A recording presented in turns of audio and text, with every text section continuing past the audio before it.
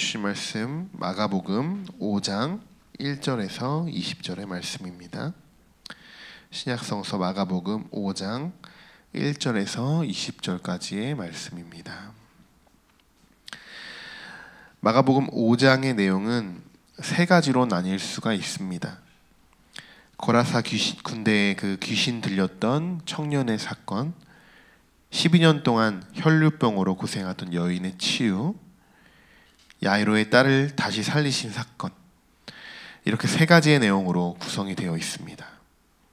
이 세 가지의 사건은 한마디로 말해서 세상의 어떠한 권세와 능력도 해결하지 못하는 그 문제들을 근본적으로 해결하시는 예수님의 놀라운 능력을 잘 보여주고 있는 말씀이죠. 오늘 본문은 우리가 너무나도 잘 알고 있는 귀신 들린 이 사건은 내용은 간단하지만 우리가 자세히 들여다봐야 하는 본문이고 사실 핵심적으로 파고 들어가야 하는 본문입니다. 그런데 이 말씀을 새벽 시간에는 다 나누기에는 너무 많은 시간이 소요될 것 같아서 좀 중점적으로 다뤄야 하는 문제만 다루어 보고 오늘은 이 본문의 하반절에 있는 내용을 좀 더 묵상해 보고 기도하는 시간을 가지려고 합니다. 자, 일단 내용을 간추려 보면 예수님은 귀신 들린 사람을 만납니다. 이 만나는 장면을 살펴보면 예수님이 귀신 들린 사람을 찾아가서 만난 것이 아니라 귀신 들린 사람이 예수님이 배에서 내리시는 것을 보고 무덤 사이에서 나와서 예수님에게 다가온 것이죠. 여러분 같으시면 어떠셨을 것 같나요? 무덤에서 갑자기 귀신 들린 사람이 나한테 다가온다고 한번 생각해 보세요. 저는 소름이 확 끼쳤을 것 같아요. 그리고 뒤도 안 보고 도망갔을 것 같습니다. 자, 그 당시 무덤은 지금처럼 땅을 파서 거기에 이 시체를 묻는 것이 아니었죠. 그 당시는 천연 굴이거나 암석을 옆으로 파서 만든 그런 굴을 무덤으로 사용했고 그 안에 시체를 두었습니다. 일단 무덤이라고 하는 곳은 어떻습니까? 아주 음산한 기운이 있죠. 우리가 일반적으로 즐겨 찾는 곳도 아닙니다. 이때에도 마찬가지로 이 무덤은 귀신들의 거처라고 믿었었고 또 불결한 곳, 또 마태복음 23장 27절에 따르면 무덤 속에는 모든 더러운 것이 가득하다 이렇게 쓰여 있습니다. 사람들이 가장 꺼려하는 무덤, 그리고 힘이 센 귀신 들린 사람, 옷도 입지 않고 비정상적으로 또 소리를 지르며 스스로 자해하는 사람, 이런 사람이 예수님에게 다가와 절을 하며 엎드립니다. 절을 한다는 것은 조금 독특한 행동인데요. 절하며 엎드린다는 의미가 마가복음 1장에서도 등장을 합니다. 이것은 하나님의 아들인 예수 그리스도의 존재를 인정하는 것이고 예수님의 그 능력에 대해서 굴복을 하는 태도입니다. 누가 그렇다는 겁니까? 귀신입니다. 귀신도 하나님의 존재, 그리고 이 땅에 오신 예수 그리스도의 그 권위와 능력에 대해서 누구보다 잘 알고 있었다는 것이죠. 그래서 귀신은 예수님의 어떤 말이 있기 전에 먼저 예수를 알아보고 그를 경배하는 행동인 것입니다. 이 부분은 좀 신학적으로 들어갈 필요가 있습니다. 혹시 나중에 기회가 된다면 이 내용을 좀 더 깊이 다루어 보도록 하겠고요. 자, 그리고 예수님은 물으십니다. 내 이름은 뭐냐? 그런데 그는 군대라고 대답을 합니다. 굉장히 특이하죠. 이름을 묻는데 군대라고 대답을 합니다. 자, 로마의 한 군단은 한 6,000명의 군인들로 구성이 되어 있다고 합니다. 이렇게 대답한 것은 자기를 과시하기 위해서 이렇게 이야기를 하는 것입니다. 하지만 이 귀신은 스스로 예수님을 대적할 수 없다는 것을 알고 있었습니다. 대부분의 귀신은 쉽게 사람의 몸에서 나가지 않죠. 그러나 12절의 말씀을 보시면 이에 간구하여 이르되 우리를 돼지에게로 보내어 들어가게 하소서 하니. 자, 예수님의 능력에 대항하지 않고 오히려 나가겠습니다. 그러나 저 돼지에게로 들어가게 해주세요. 이렇게 예수님에게 요청을 합니다. 그리고 그들은 돼지떼로 들어가서 비탈길을 달려 바다에 몰살하게 됩니다. 여러분, 이 내용을 묵상하시면서 또 어떤 마음이 느껴지셨나요? 저는 1절과 20절의 본문을 쭉 읽으면서 예수님의 이 놀라운 능력을 한 번 더 깨닫게 되었는데요. 예수님은 단 3마디의 말씀으로 귀신을 내쫓으십니다. 8절의 말씀에 더러운 귀신아 그 사람에게서 나오라. 9절에는 내 이름이 무엇이냐. 그리고 13절에서는 돼지에게로 들어가도록 허락을 하십니다. 자, 이렇게 딱 3마디만 하십니다. 귀신아 나와. 내 이름이 뭐냐. 돼지로 들어가. 그냥 이게 전부였다는 것이죠. 자, 위에서도 말씀드렸습니다. 귀신은 예수님이 누구의 아들인지 어떤 분인지 지금 우리보다 사실 더 잘 알고 있다는 것이죠. 이 귀신 들린 사람은 저 멀리서 예수님을 보자마자 이미 이 사람에게서 나가야 된다는 것을 알았고 겁에 질려 있었던 것입니다. 일반적인 귀신들의 모습과는 조금 달랐죠.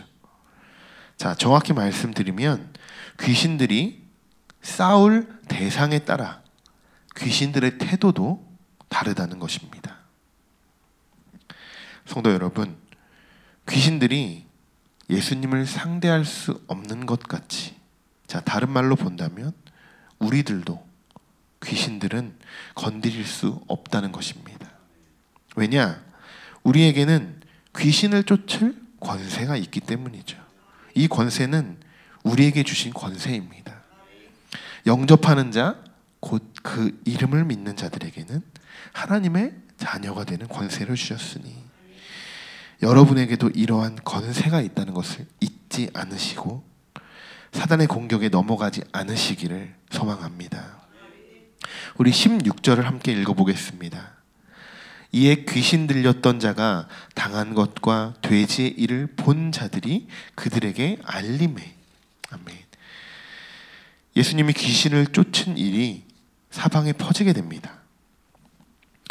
여러분 주변에서 만약에 이런 일이 일어났다고 한번 생각해 보세요. 여러분 같으면 이런 기적을 보시고 이런 기적을 보이신 예수님을 어떻게 하셨을 것 같나요? 대부분은 이렇게 할 것 같습니다. 예수님을 자기의 집에 초대를 하거나 기적을 행하신 예수님이 우리의 마을에 오셨다고 또 기뻐하고 또 주변에 병든 사람이나 또 육적으로나 영적으로나 이렇게 아픈 사람들 또 다른 귀신 들린 사람들도 이렇게 데리고 와서 고쳐달라고 요청을 했을 것입니다. 그런데 이 사람들은 조금 다르게 반응을 합니다. 오늘 이 부분을 좀 더 주목해서 보고 싶은 내용인데요. 17절을 말씀을 한번 같이 읽어보겠습니다. 그들이 예수께 그 지방에서 떠나가시기를 간구하더라. 예수님이 떠나가시기를 간구하죠. 자, 오히려 우리 마을에 머무르시면서 자, 우리를 이 사탄의 권세, 이 사탄에게서 이 사탄의 무리에서 우리를 보호해 주세요. 우리와 함께 계셔 주세요. 이렇게 예수님에게 요청해도 지금 모자랄 판에 예수님이 떠나가기를 간구하고 있다고 합니다. 자, 왜 이렇게 사람들이 이런 반응을 보이는 걸까요? 지금 귀신을 쫓은 이 기적을 본 사람들은 예수님이 두려웠던 것입니다. 자, 말로만 듣던 그 소문으로만 듣던 그 메시아의 능력을 실제로 눈앞에서 이 경험한 사람들, 예수님의 그 권세와 능력이 기쁨이 아니라 두렵고 무섭게 그들에게 다가온 것이죠. 쉽게 예를 한번 들어보겠습니다. 어느 교회에서 단체로 기도원을 가게 되었습니다. 수십 명, 또 수백 명의 사람들이 함께 뜨겁게 기도를 합니다. 그리고 몇몇 사람들은 방언이 터집니다. 그리고 펄펄 뛰면서 기도하는 사람들도 생기고, 또 어떤 사람은 소리를 지르기도 하고, 또 엉엉 울기도 합니다. 더 뜨거워진 그 기도의 현장에서는 오랫동안 투병하고 있던 병도 낫는 기적이 일어나기도 합니다. 제가 지어낸 이야기가 아니죠. 실제로 우리 주변에서 지금 벌어지고 있는 일들이죠.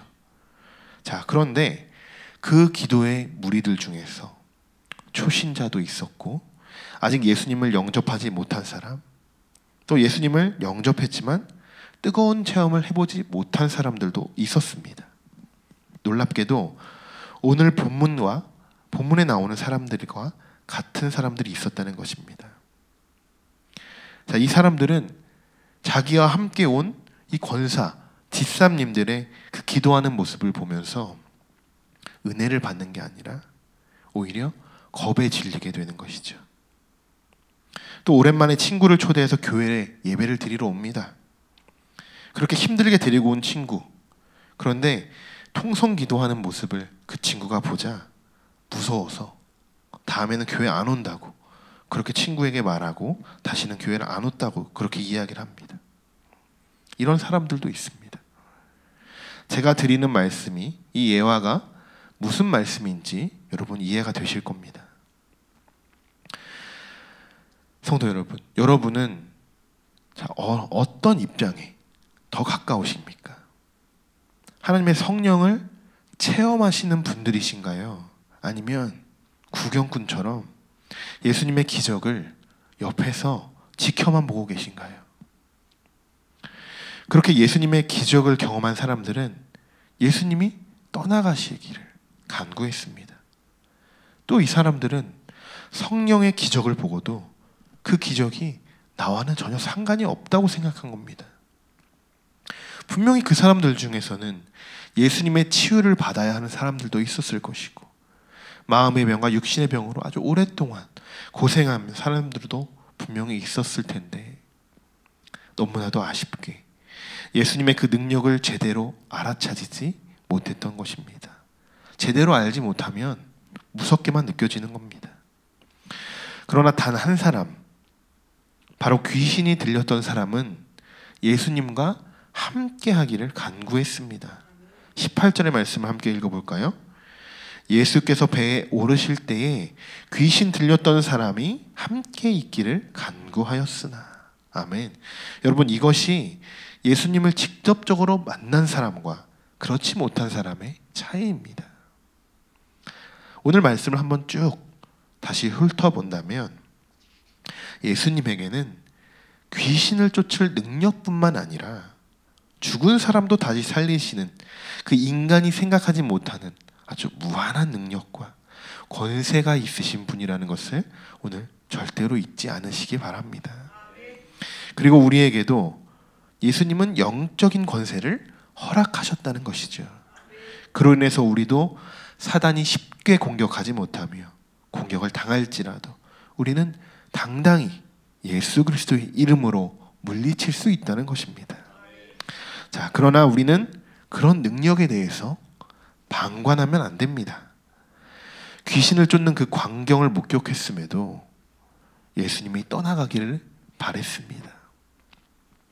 예수님이 그들에게서 떠나갔다는 것은 그 사람들에게서 일어날 기적과 능력도 함께 떠나갔다는 것입니다.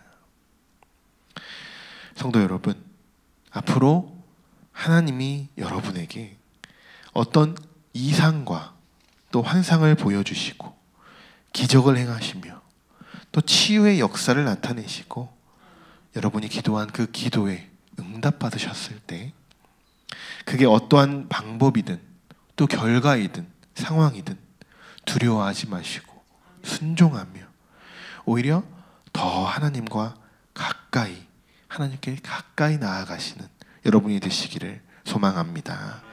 우리 함께 기도하겠습니다. 하나님, 오늘은 예수님의 능력에 대해서 우리가 되돌아보았습니다. 우리가 그 능력을 그저 방관하고 나와는 상관없다고 그렇게 그냥 구경꾼으로 남는 것이 아닌, 정말 귀신 들렸던 사람이 회복되고 치유한 것처럼 예수님의 능력이 나에게도 임하셔서 회복되고 치유하는 역사가 우리 안에 일어날 수 있게 인도하여 주옵소서. 우리를 늘 사랑하시고 늘 우리에게 능력을 행하시는 예수 그리스도를 믿고 신뢰합니다. 오늘도 그 권세를 가지고 나아갈 때 승리하게 하시고 온전히 하나님의 자녀로서 우리가 살아가는 것이 축복이고 감사한 것이라는 것을 다시 한번 깨닫도록 인도하여 주옵소서. 예수 그리스도의 이름으로 기도드립니다. 아멘.